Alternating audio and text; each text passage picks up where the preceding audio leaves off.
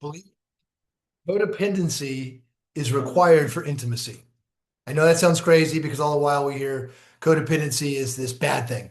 It's an unhealthy part of relationships.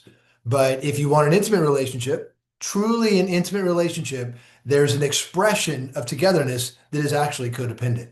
And too much independence is a killer for intimacy. Because if you're so independent in a marriage container or relationship, you actually don't need one another at all. And Mark and I have been talking about this a lot the last couple of days because we are doing a 8-week workshop with Stan Tatkin and his wife Tracy, the Pact Institute out of California. And we had this awesome first live session with him and with Stan and Tracy, and then other couples. And we did some really fun exercises that we're hoping to share today. But one thing that we both really left that initial 2.5 hour session thinking about was, wow, like hyper independence, which is something that's very valued in our country and our culture, is like, I can do this myself, pull yourself up by your bootstraps. Like, I've got this, I'm good, I don't need anyone or anything. It's actually very bad for That's right. relationships. Yeah. It's ironic because it's an admirable trait. It's like a desirable characteristic. Somebody who's self-sufficient, somebody Mhm. who's, really independent and strong. And that's all great, for personhood, but it's not great for intimacy. And so if your goal, which is our goal, is a deep, intimate relationship, there's got to be this element of codependent. Let me explain that phrase for first of all. Codependency, just the basic sort of, linguistic dynamic of it is co, which means with, like community, Mhm. cohabitate. So we're with, and then dependent, meaning there's this sense of I am dependent on you. Unhealthy codependency is where there's such a blurred line between me and the other person that we're unable to have any sense of self. And then you can't do anything apart. Like you've always, I'm not going on a flight without my husband, or I'm not doing this, or I'm not going to that dinner party, or I'm not, So, as in most things in life, at either extreme, it's bad. Codependency in extreme is bad. But the opposite, hyper independence, is also bad because then what is the point of a relationship if you're so happy and fine functioning as a one individual person in a two person, like a dyad? There's no point for the dyad. Yeah. So, how did we come up to this topic? Do you want to share the scenario that we Yeah, it was really neat. One of the exercises we did on Sunday was they would first have you break out with your partner or your spouse and look at each other in the eye. They talked about visual looking each other in the eye being so important. And they said, talk to one another as if you are instructing someone who's going to be with your partner or spouse for the next 3 days. So essentially, do like a little owner's manual for your partner and keep it cute, keep it light, keep it fun. Like, and they said three things. Like, what are three things? And some people, we probably expounded it a little more, but basically, we spoke to each other like as if we were speaking to a upcoming like caregiver of like, yeah. Anna really likes to have hot tea at night before she goes to bed, and make sure you prep the coffee by grinding the Well, beans. but the instructions were like as if someone's staying with your pet. So if you have a house sitter or a pet sitter, for a couple days, what instructions would you give them Mhm. to just kind of help facilitate the safe function of the entity of the dog or the person or the situation? Yeah. So the point of the exercise was, I mean, first of all, it's a very warm, loving exercise if you and your partner or spouse are in a habit or a motion of doing things to care for one another. So that's part one. And then the second part is in the moment of the exercise, like ideally it makes you feel really known by your partner because they're saying, hey, Yeah. I'm saying these are things that are really important to Mark. These are things he really likes. These are things that make him light up or make his day better or his sleep at night better. These are things that, I see and know about him deeply. So it's also supposed to make you feel really warm towards your partner and like, and in that moment feel really seen. Yeah. Do you want to share what we did or no? No, Yeah. All that's right. All okay. right. All right. It was personal. It was for us. We could share it. We're Yeah. open book. But I think for Yeah. the point of this conversation, what was interesting is that, Mark and I were very open, like this is a second marriage. We are trying like hell to get it right. Like we are trying to be super intentional. It's also what we both do for our jobs is helping people in relationship. And so Mark and I are very curated is not the right word, careful, Intentional. I intentional, think it's pretty intentional intentional. about doing little things for each other daily so that we both feel this nice, you know, connection. I'm just thinking of like a thatched roof. Like we're like thatched together in our daily lives with the rituals we do every day. And like he helps me, I help him, and we have this beautiful kind of, stitch work together that makes us this like cloth as one. And when we it was very nice, they do these breakouts with other couples, and so we were paired with this other couple for the whole 2.5 hour session when we do the mini breakouts with each other, and then we'd hop on with another couple and say, oh, how was that exercise for you guys? Like what came up for you? Like how this is how it went for us. We kind of shared these things or whatever. And this couple in another major city in the US, we could call them, what should we call them? Frank and Jennifer. Let's call them Frank and Jennifer. Frank and Jennifer, they were in a much different spot than we are. They're 20 years into their relationship. They've got one kid in college, one on the way. Both work full On the way to time. college, not. No, one of uh, them's there. What? I know, Oh, like oh, not like oh. they're pregnant. Yeah. Not like they have a kid on the way. Sorry. One college kid on the way, Yes, yes, yes. one already there. And after we did that owner's manual exercise, which we both thought was like fun and easy and light, they were kind of like, wow, that was like really hard for us.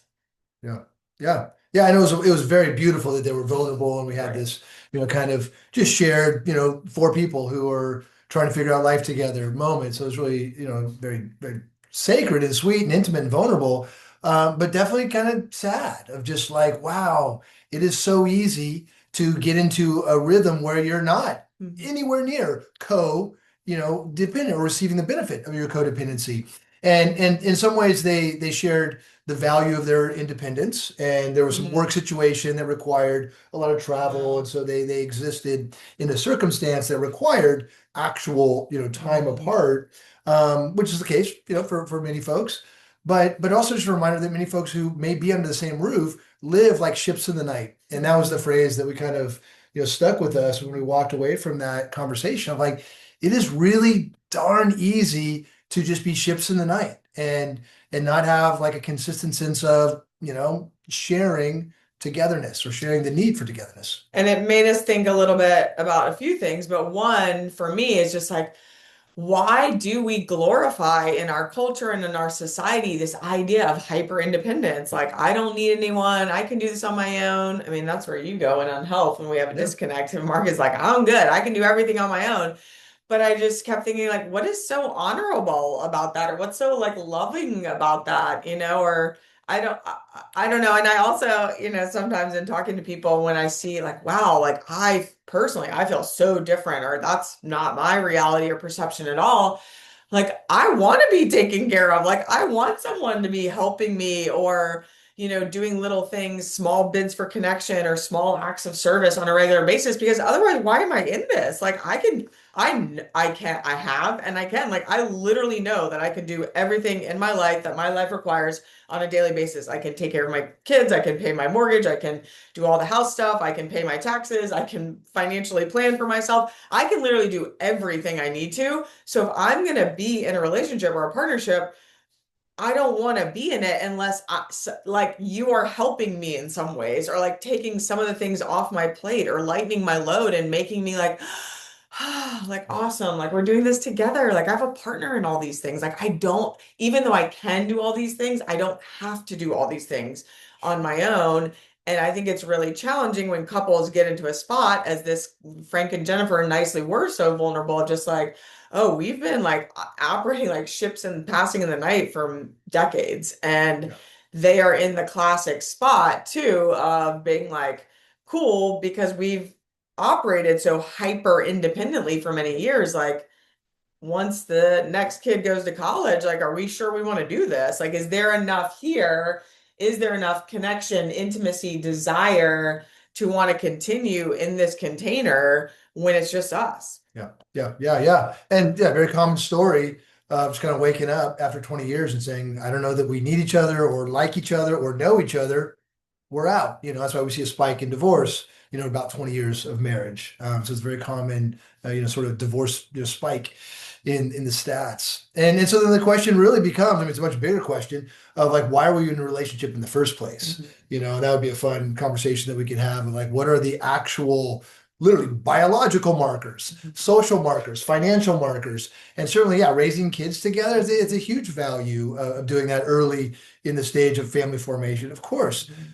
But is that the definition of intimacy? That's a practical partnership. That's a functional arrangement, which many people do very well, but that's not intimacy. And so what we're curious about is relationship and the human experience, one that actually can experience this thing called intimacy. It's kind of like a person might go to church, but do they have a spiritual high? Like those are two different things. A person could be married, or a person could be intimate and have an intimate relationship with someone. We obviously come from the perspective, I think we should curate intimacy. Intimacy is something that is exponentially better than practical partnership. Practical partnership has its place, but the hope is that there's more. And so yeah, how can we help curate that? How can we help people not be that ships in the night dynamic, even if they have been for a while? Yeah, I think we've talked about how we even talked about, I think on our last episode here of like daily rituals, I think are just huge. Like the more I do this work and we're engaged with people in this way on these topics, I think daily rituals of connection so that you stay connected, like you have this like lifeline to one another so that you can't have a full 24-hour period and be like, I'm doing my thing, you do your thing, like, see you when I see ya. Like, let's just manage our lives and like, I guess we'll lay next to each other in bed at night as we sleep. And I think you have to, and the Gottmans talk about this a lot, like the 6-second kiss or always being intentional about warm greetings and warm departures, like acknowledging your partner or spouse when they come home, when they leave in the morning. There was I mean, what's the stat about like men who kiss their wives as they leave for work, like live like 6 years longer or something like that. Do you remember that? Yeah. I don't know what it was Yeah. exactly. It's something like that. Yeah. It's significant. Yeah. It's like significant added years to your life. And so I think one of the first things I would say if we were Frank and Jennifer's coach and therapist is like you've got to build in daily rituals, even if at first they don't feel good, because you can tell since they're so comfortable and they're hyper independent and like I do my stuff, he does his stuff. I bet it would be uncomfortable initially to be like, okay, fine, I'll let you make my eggs, or I'll let you fluff the pillows on the bed after we make the bed, or I'll let you, fold the laundry or whatever it is, because I think it's in those small moments. I know for me personally that you care for me every day, little things that you do for me. It's like these deposits in my love bank that make me feel warm and filled up with like golden sparkly light that I'm like, oh, I feel loved. I feel seen. I feel known in this moment. And like, this is so lovely. And then it, engenders that feeling of warmth towards you. And that deepens our bond on a daily basis. Yeah. Well, and I think you said it at the very beginning. It's this notion of just, you have to do it. It's kind of awkward at first, but think about it. It's no different than getting in shape. If I don't work out for years, and all of a sudden I say, okay, you know what? I'm hitting a big birthday. I want to get in shape. Like that's going to take some time. And in fact, I use the phrase a lot in my work called relational fitness. What is your relational fitness? Do we have a fit relationship or an unhealthy relationship? I want to increase the relational fitness. So if I haven't been working out for, a couple of years and I decide I'm going to go for it, my first couple workouts are going to be so awkward. I'm going to be sore. I'm going to be tired. I'm going to lose my breath. I'm not going to have any, like what I would call efficiency in the workout, but it's still valuable to kind of go through those motions. And over time, what happens? I get stronger. It becomes more normal. I actually become more internally motivated to do it. I'm not just forcing myself to do it. There's an intrinsic benefit into it. And so it is perfectly okay to be in a status of a relationship where you're like we feel kind of cool towards one another. Like that's a fact, and we're not really, physically having sex very often, or we really don't like the idea of touching each other that much. And that's something we might need to come back to, because last time we talked about touching a lot, and I've got people in my life who are like, I don't really love the touch dynamic. So we need to revisit that, how we can, one, respect physical boundaries and love languages, but two, learn that second love language as a part of growth. But point being, do the challenging thing. Like, hey, it's kind of awkward. If we kiss for 6 seconds, it's going to feel like, like stiff, like the way middle schoolers used to dance at their first dance, like stiffly, hold each other apart, but nonetheless they do it. How do we lean into that challenge, that awkwardness, and know that it'll get more and more comfortable over time? And remember too, like we've talked about, we're activating a lot of different parts of us. So our eye contact, our back brain, our biochemistry, our muscle memory, there's a lot going on that's elevating this sense of intimate connect when we start doing these practices. Yeah. But I think it's really important to think about if you're someone who has been in a marriage or relationship a long time and you're just starting to check in and say like, hey, why am I in this? Or like where, like if you are somebody who's in that bridge period of, okay, kids are going to college, a lot of people now, if you have kids going to college, you have 20 or 30 really good years ahead of you. And so like Yeah. are those 20 or 30 years, do you want to spend that in partnership in shared life with the person you raised your kids with, who's maybe the parent of your children?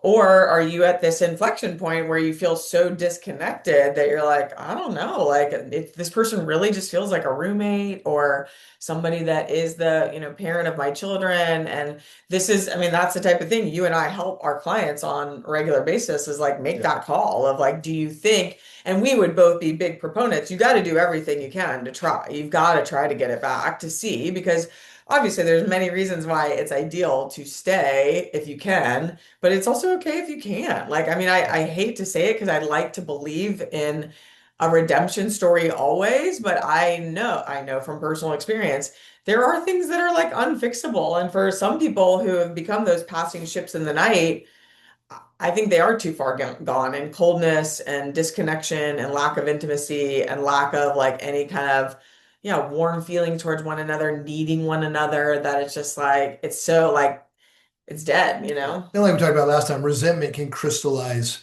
in our hearts and become contempt. And then there's, great challenge to try to stay together. Yes. But this notion of bridge is a really important conversation for we're working on a program called a bridge program for couples that basically their kids go away to school and they're thinking we are in this cool, kind of cooperative, dynamic, not a really warm or intimate relationship, but a cooperative enough.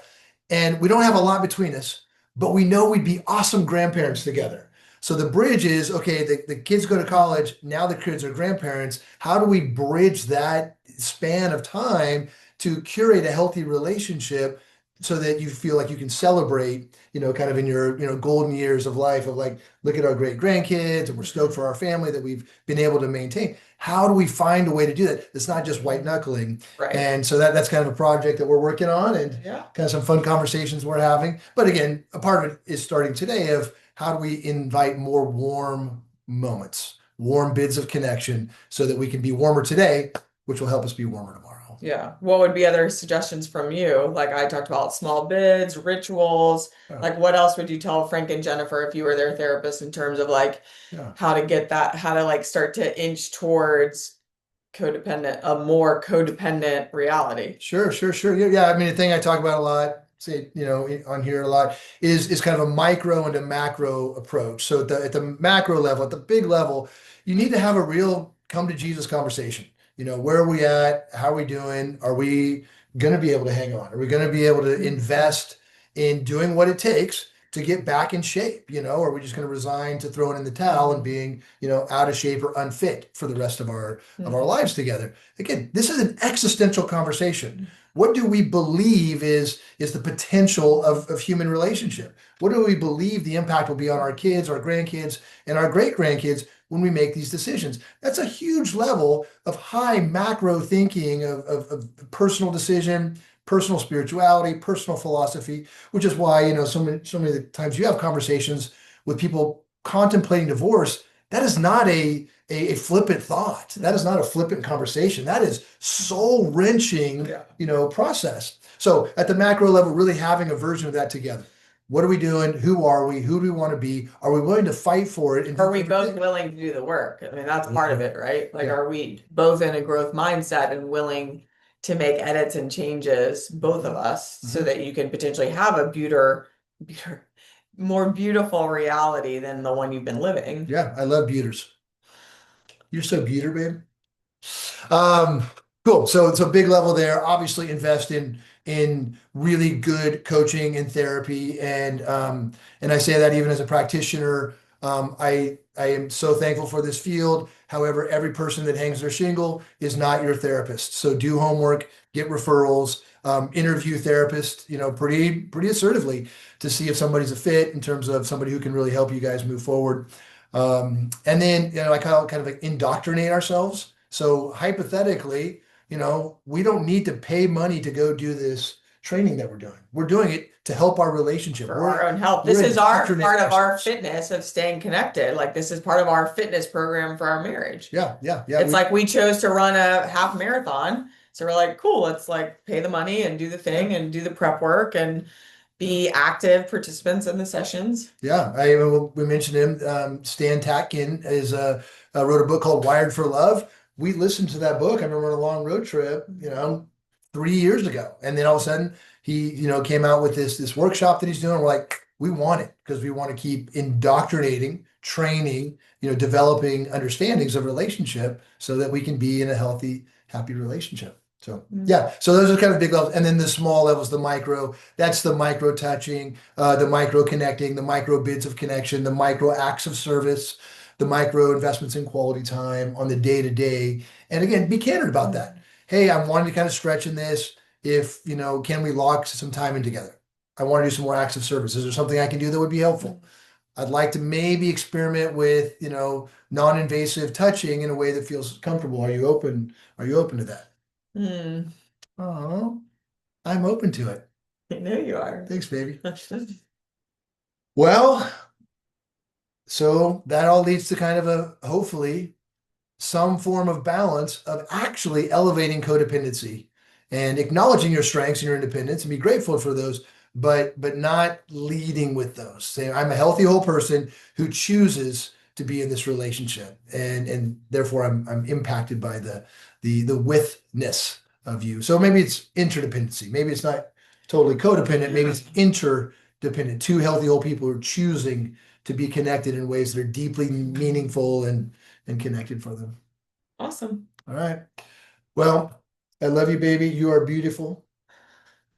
And I'll fluff your pillows anytime. Oh, thanks. Until next time, good luck, guys. See ya. Take care. Bye-bye.